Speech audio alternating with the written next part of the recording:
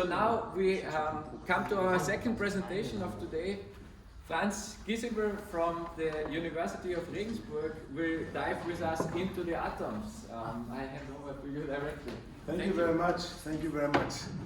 I couldn't sleep yesterday, I couldn't sleep today, because this meeting really gave me some great memories back, and it was just, I decided I'm going to give a totally different talk today. So I'm going to start with two questions. The first one is, what would nano and surface science look like without Switzerland? No Nobel Prize. Yeah, not only that. So I Or somewhere else. show a few examples. And the second question is this nano and surface science, is that a potential vehicle for a fulfilled life? Yes. And so I looked up what a fulfilled life means. So there's a very famous psychologist, and he said that Friedemann Schulz von Thun, so a fulfilled life can be composed of 5 parts. Alpha is fulfillment of wishes, goals, dreams, and achievements. You may run a marathon, or win some prize, or get a paper in science or something. The second one is you contribute to society. What happens to you? I mean, what good did you do in your life for other people? And the third one, the gamma phase, biographic fulfillment. So the ups and downs of life, like victories and losses. How much did you experience that? And the fourth one is delta. That's if you view yourself, you are just a little bit of stardust, 13 billion years old, and what emerged from that. So what happens through that? And then finally the omega, that's the combination of all, basically living according to your values. And the omega, I mean, that's the last letter of the alphabet. So 30 years ago, I was in Regensburg at the university. I worked at Park Scientific Instruments at that time. And the late Norbert Noll, the founder of Omicron, came to our booth, and he looked at my prototype AFM, and I saw his wrist, he wore an Omega, a golden Omega watch. So I asked him if that's somehow related to the name of his company. And he said, yes, it is. That's, he wanted to have basically the fulfillment of a company. So 40, diving into the atom. The title actually came because when Cully invited me, I think he was diving in Belize. And then I thought, okay, yeah, diving, that makes sense, because that's what we do now. And then also I realized 40 years ago was the start of my career as a scientist. So, and it started in Switzerland. So what a coincidence, what a wonderful coincidence. So I want to thank Switzerland and Cully for inviting me. So I was so amazed by the Feynman lectures. So when I was a student, I wanted to study at Caltech, but I couldn't find funding to do it. So I found a scholarship for Switzerland. And I was also a big fan, of course, of Einstein, and since he studied at the ETH, I thought that's not bad to go there. But the challenge was that the ETH did not honor my pre-diploma from the TU München. So I was just a visiting student, Hörer in Fortbildung. So that was 40 years ago, winter semester 85 till summer 86.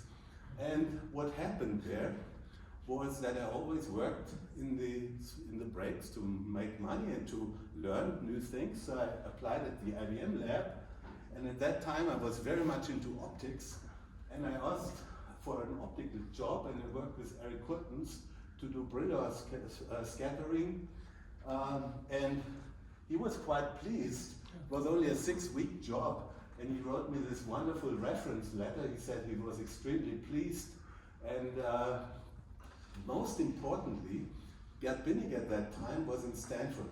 So he was working on the AFM. He was not in Rüschlikon, although I had actually applied at Rüschlikon because of the STM, because I heard about this wonderful microscope. But he told Gerd when he came back, you have to hire this guy. And so Gerd gave me an offer as a PhD student. And Gerd has a little bit of ambition. So he actually offered me 3 projects. One was to detect gravity waves. The other one was to sequence DNA with an STM. And the third one was to improve the AFM so that it gets actually atomic resolution. That was the easy one, and that's the one I took.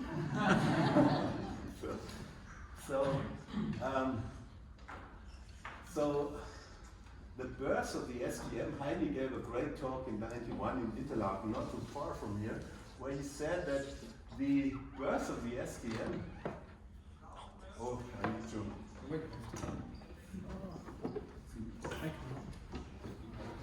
Had the first set of curves. Did he miss something? Yeah.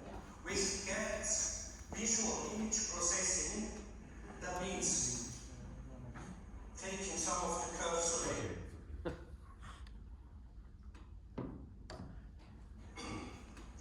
Now the birthday of STM is maybe not quite clear when it was. You could say March 18, when we had the first set of curves. Which gets visual image processing, that means taking some of the curves away and taking some more of the curves away. We finally ended up with the two first STM curves, and after a month or two we also could calibrate the horizontal axis. So maybe that was the birth. Some people didn't consider it this way because then by May 29th we submitted the paper, and as you can read in the comments of the... Okay, so that was the birth. The paper was not accepted at PRL, it actually was then published in APL, but that was what they experienced there. The exponential decay rate of the tunneling current really was the key for the functioning of the STM. And that made the STM relatively simple compared to the AFM. I mean, the fact that you have this exponential decay is monotonic. It means it's very easy to establish a feedback loop. You just need a logarithmic amplifier, and then you have a linear feedback signal. So that's relatively simple.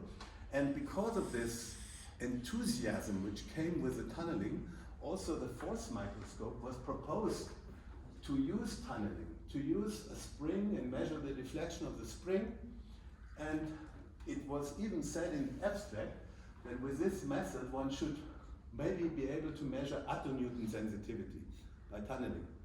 This is actually wrong. I mean, we learned the hard way that the tunneling tip exerts a force on the order of 1 billion attonewtons to the cantilever, and that's a huge disturbance to that. So nevertheless, we built, together with Christoph Gerber and Gerd, a low temperature AFM based on tunneling, no longer using the gold foils which Christoph Gerber had made, but micro-machined levers.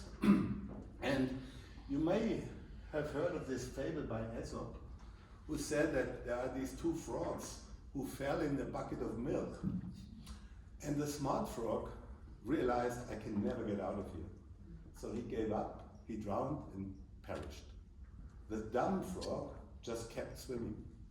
And after a while, it turned to butter and he jumped out. And I was a dumb frog. So I worked this tunneling. And it worked if the tip, during cooling down the instrument, accidentally drifted toward the root of the cantilever, because the cantilever is much stiffer at the root, of course, and then you no longer have this jump to contact caused by the huge forces of the tunneling tip to the lever. So it was demagnified, so if the tip bent, say, a nanometer, this point may be only bent by an angstrom, but the sensitivity of tunneling was still okay, so it worked. We could get nice force distance curves here, we could get atomic resolution, we even saw a step. So the concept of the AFM was proven to image atoms, but it was not practical. This machine was a nightmare to operate. It was really a nightmare. So nevertheless, we learned a lot. So what we learned is those atomic forces are concealed behind much stronger van der Waals forces. So you have this big van der Waals force background, and then there are the tiny atomic forces on top of that. And then it's not monotonic. It first is attractive, turns repulsive. Nowadays, actually, there's even more. It's even wiggling. So there are various components. It can be very complicated, and it's hard to measure. So that's a challenge. And after I submitted my thesis, I had a half more year to work a little bit at the IBM physics group, and I was doing a theoretical study about the potential of non-contact AFM, that even with a very blunt tip, you could, in theory, get atomic resolution on an ionic crystal by using the exponentially decaying field of the charges of the ionic crystal. So I then joined Park Scientific Instruments and worked on the non-contact mode. I designed a room temperature vacuum AFM, and it used a silicon cantilever again, but a piezo-resistive one, so it was self-detecting. And with this, I could get steps on KVR. This is STM actually, but we already saw some lines on silicon 7x7 in '93. And then a little later, by the way, what was very important was a frequency modulation technique. So our detector was now no longer a static deflection, it was a frequency shift. So I have a little toy here. This is my oscillating cantilever here. And of all quantities, of all physical quantities, time and frequency can be measured in the most precise way. And that's why it's a great idea to measure the frequency rather than a static deflection. So what was important was the frequency detector, and this was designed by Tom Albrecht. It's an analog one, and if you approached your hand from a distance, the frequency was already changing. So it was also not so easy to operate it. Nevertheless, we got atomic resolution on silicon, and there was a big breakthrough. For me, it was the end of my career as a physicist, at least I thought so, because then this goal was achieved and there was nothing else lined up. I mean, in Japan, Seizo Morita sensei started the non-contact AFM conference series, and it became quite successful, but I really didn't have a new goal on the horizon. So I had this big question though, because I was not happy with the sales of our microscope. I mean, we had this microscope which resolved silicon, and it sold, but not as much as I thought, as I hoped. And I wanted to find out why, and I needed to become a management consultant to learn that. So I joined McKinsey in Germany, and was involved in benchmarking studies where your client has some problem with his profitability, and then you look at the functions and you see there's one which may be a bit bad, and you compare it to the best in class. And then I realized I had not done that in my previous job as a physicist. I had not compared who is best in measuring frequencies. Do the people, the watchmakers, do they use silicon cantilevers for timekeeping? So they don't. Again, Switzerland. Turned out this watch, if you open this metal can, you find a quartz tuning fork, and the stiffness of this fork is almost ideal for a perfect cantilever. So there was only very little change required. You just need to tie down one of the prongs and put a tip on the other. And the only question is, if you have a quartz watch, the tines are oscillating with an amplitude of about 10 micrometers. So the question was, if they vibrate by the diameter of a hydrogen atom, can I still see the electrical signal? And this question I answered in my home laboratory. So Ted Hensch gave me some ambient STM, and it turned out that yes, one can measure these tiny amplitudes, and I applied for a patent. And then Jochen Mannert, another IBM Büschelkonner, who got an offer for a chair in Augsburg, he offered me a permanent position, and he gave me a lot of freedom to pursue this Q+ idea. And so that was very important. And then the the tuning forks actually had been used before by Dransfeld and Karai, but they used them as tuning forks. They did not tie down one of the prongs. And that was very important, that also part in the patent. So what we changed is the stiffness of the piezo-resistive cantilever was increased by a factor of 100. The amplitude was reduced by a factor of 1,000th. And the material changed from silicon to quartz, the detection from piezo-resistive, which creates a lot of heat, to piezoelectric, which is cold, essentially powerless, so we can do millikelvin AFM now with that. And there was another interesting development, because I had worked for McKinsey, 3 founders from Liestal, from the Basel, from Günterud's group, alumni, they started a company, and they asked me to join their board of directors and also to invest in the company. And that was very good for me as well, because I had access then to a much better frequency detector. So this little plastic box, this was never sold. It's a prototype.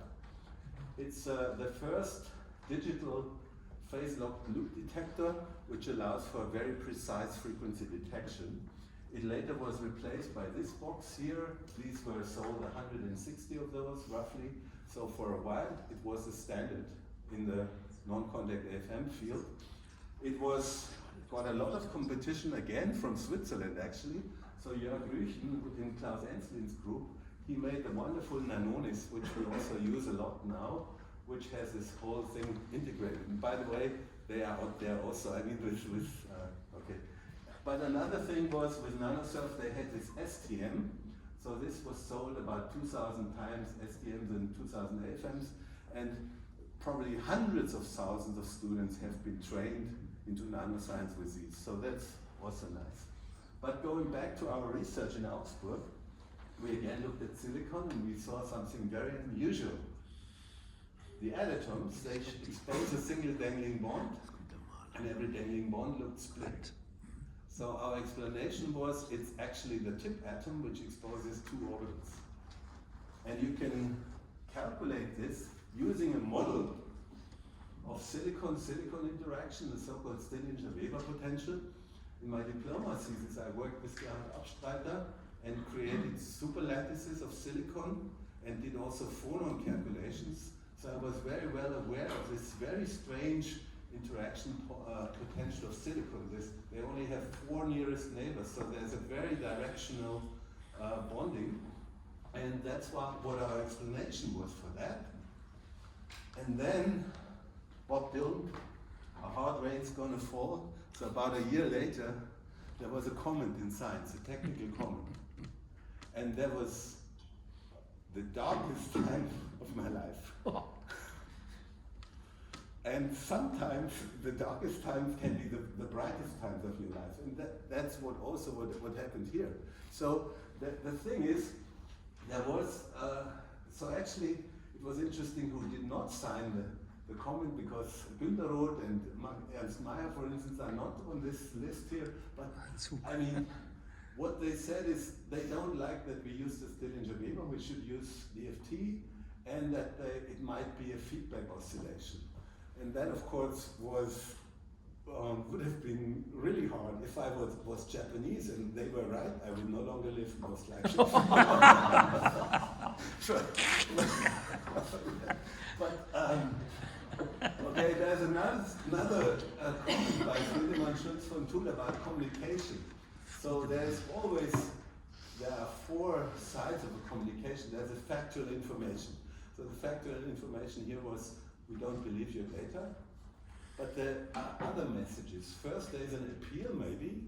So up your game, get better. And that's, of course, a good one. Then relationship. In my perspective, it sounded like, we are smarter than you made a mistake, okay?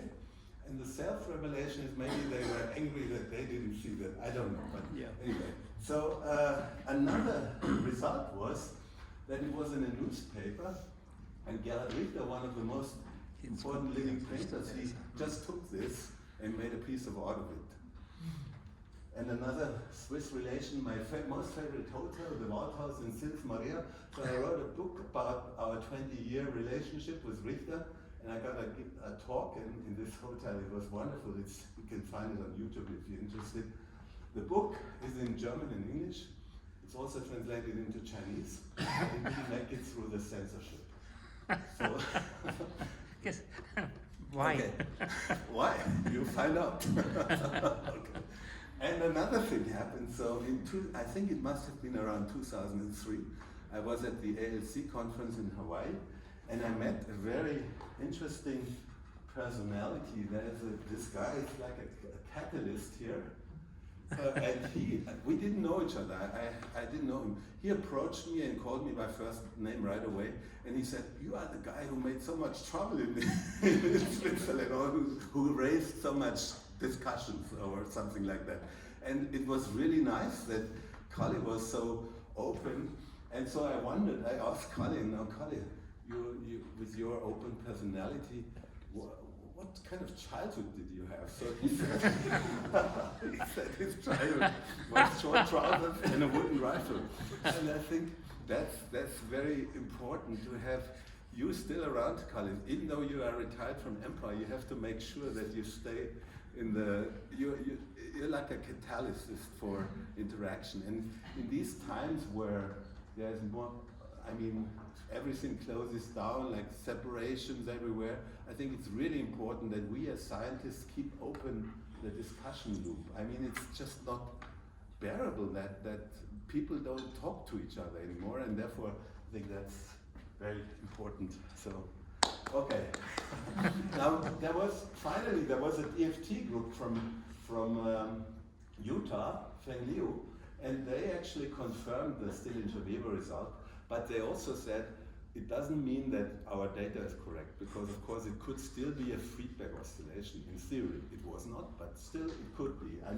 The DFT doesn't prove that our data is correct. The DFT shows that the Stillinger-Weber is fine to use. So I needed to find some brothers in arms, because people didn't believe in this new technique in the beginning.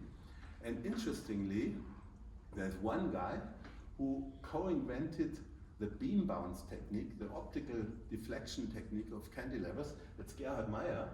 And Gerhard was very open to try the Q+ in the Rüschlikon lab. And that was very important, again, Switzerland, see?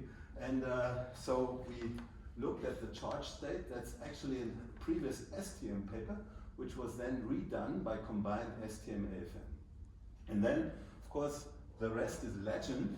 This paper, where Leo Gross and co-workers imaged the pentacene using a CO tip, that was also very important, of course, or it opened a whole new field, I would say. Another group, the IBM Almadin group, Andreas Heinrich, where we measured the force which is needed to move an atom. So we replaced the STM tip with a Q+ with the same iridium tip, who did the measurement. and measured the force which you need to push an atom. Yeah.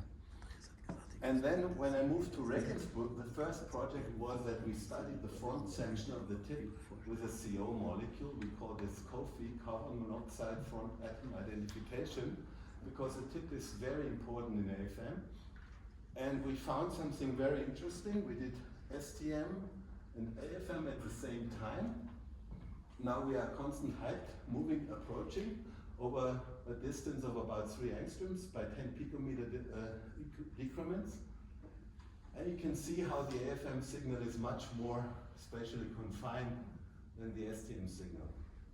And in the last frame, you can even see 4 atoms of the second tip layer. So there are some other atoms around here, which you can then see here.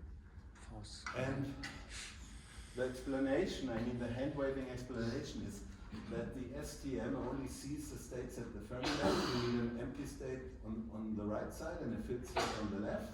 And the AFM, as long as there is dispersion in the states, that means that these states can talk to each other, that they are interacting, and that means that the decay length of these states, the lower-lying states, is of course smaller.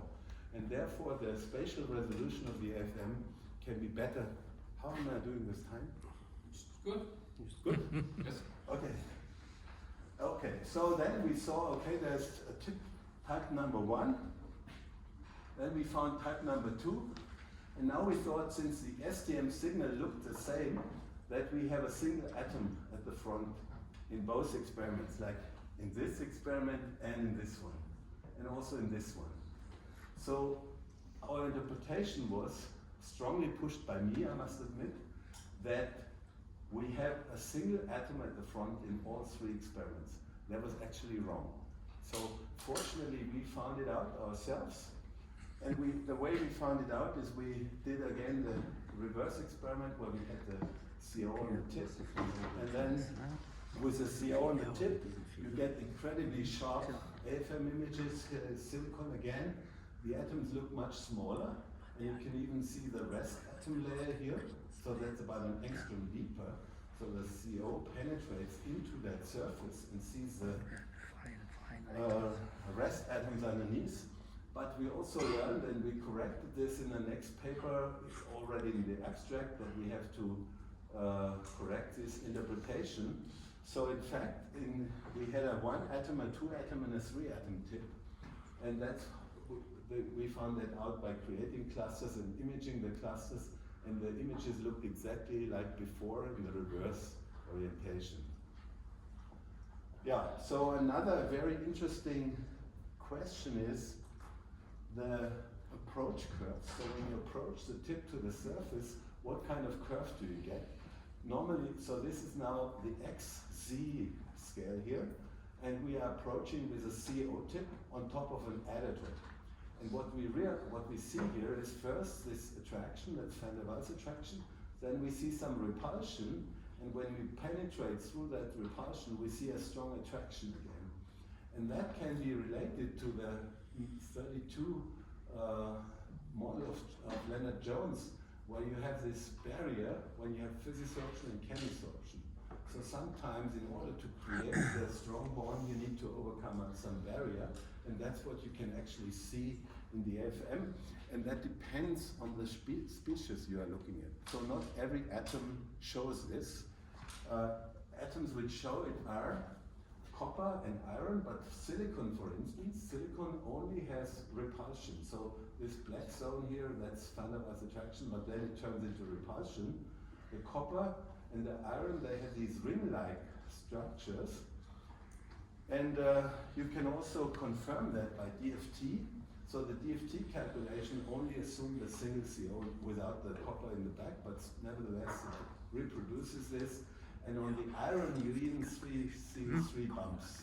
So on that ring there are 3 bumps, and they are confirmed by the DFT. They are related to the lattice, to the copper lattice underneath. So the copper atoms, there's 1 here, there's 1 here, and there's 1 here. And for instance, cobalt also shows these 3 bumps. Nickel shows a ring also, but silver, for instance, looks similar to silicon, so it's just pure Pauli repulsion. Another thing we looked at was the quantum chorale. So it can be viewed as an artificial atom if you assume that these iron atoms are an infinitely high wall. It's a very trivial solution here. You have these radial Bessel functions. And you can now ask, how does this artificial 2-dimensional atom interact with an AFM tip? So you can dive into this artificial atom very well. The challenge is you have to stay inside because the charge density is very low inside, and so you have to, it's only about 1,000th of a natural atom, so the forces are very small, but you can see if you do STM and AFM at the same time, the STM has the pronounced peak in the center, and the AFM is more or less flat. So here we need to do low pass filtering because you can see the CO tips, you see the copper substrate. And the explanation is really easy, just taking these quantum mechanical states. Total charge density is more or less flat at around 0.7 to 0.9 electrons per square per nanometers, and the STM is peaked. And that's nicely revealed by the simultaneously taken STM and AFM data. Also nice, the metal tip and the CO tip have an inversion in the contrast. The CO tip interacts repulsively with this artificial atom, the metal tip attractively. And then we asked, can we see the repulsion? Can we see, because ultimately even the attractive metal tip should end up in a repulsion if you get very close. And for that we put an atom inside, a natural atom inside, and now we can see by the phases of these ripples that it's actually repelling these artificial states.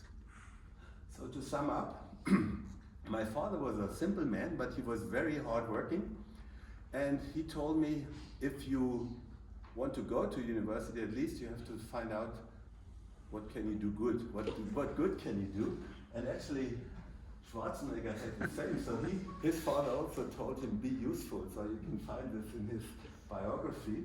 And what I thought, what my dream was, of course I grew up with PCs, and no matter what brand you had, it said Intel inside.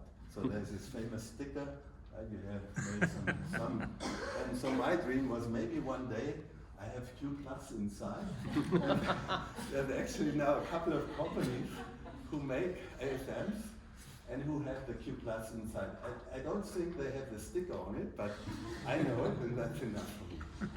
So with that, I'd like to conclude. So nano and surface science without Switzerland would be a very poor story, I think. I hope I could convince you about that. And science is great for a fulfilled life, and diving into the atom is great fun. Thank you.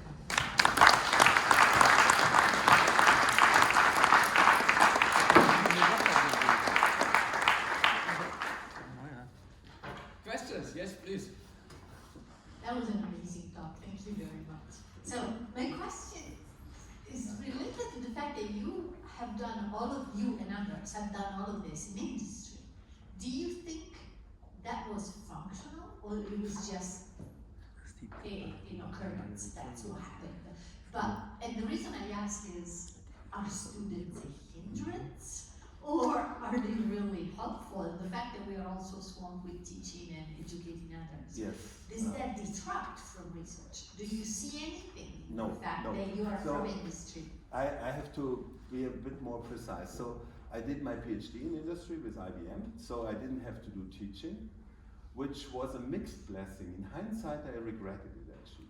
And then I worked in industry in this company in California, then I worked in management consulting, also no contact with students, but then I went back to university. And then I gave the advanced lab course in STM and AFM with the nanosurf microscopes and so forth. And that was very rewarding for me. And also it attracted students, because a lot of the work, I mean, I didn't mention too much in the talk, but most of the data are actually taken by students. So, yeah. So the mix is but what I think was very important, that at the time the question came up, right? Like when I worked at Park Scientific Instruments and I was unhappy with the sales of our microscope, I could have just kept on working, but I wanted to find out why. And that was the important thing. And then when I had this new idea, I knew that university was the right place to go, because nowhere else could you try such a wild idea than in a university. So it's everything was important. That's brilliant to hear. Thank you. We have time for one more question. Or two if the coffee waits a bit.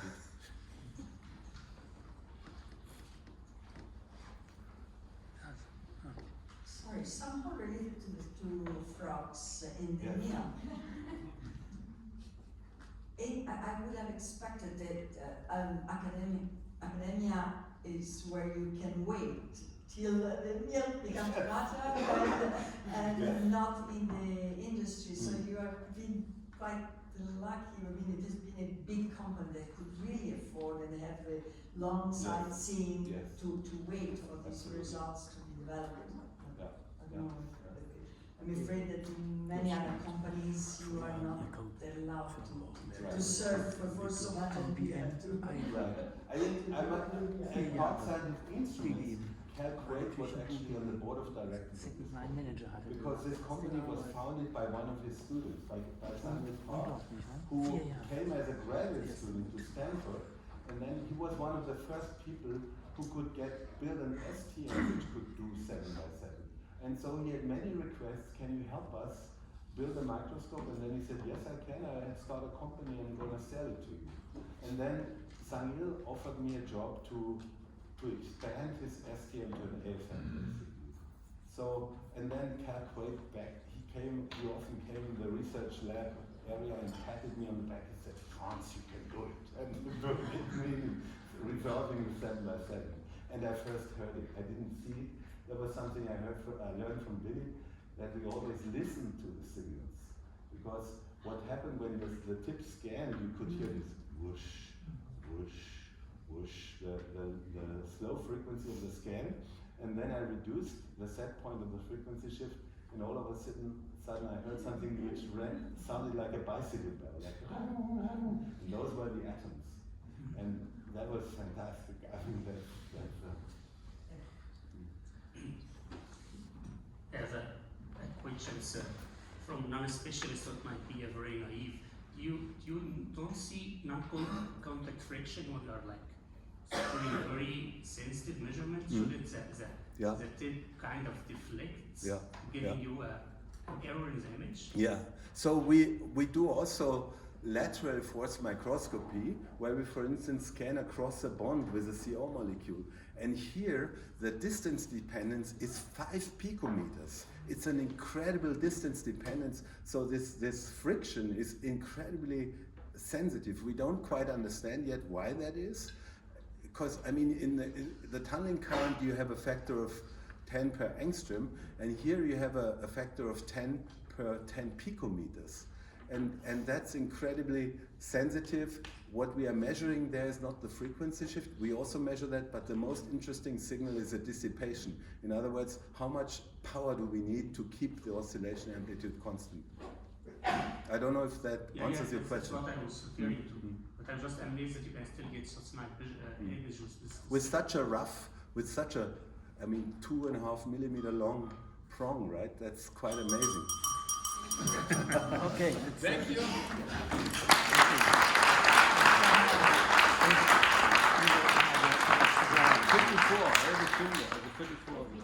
Genau. So we have coffee break now until 11:40.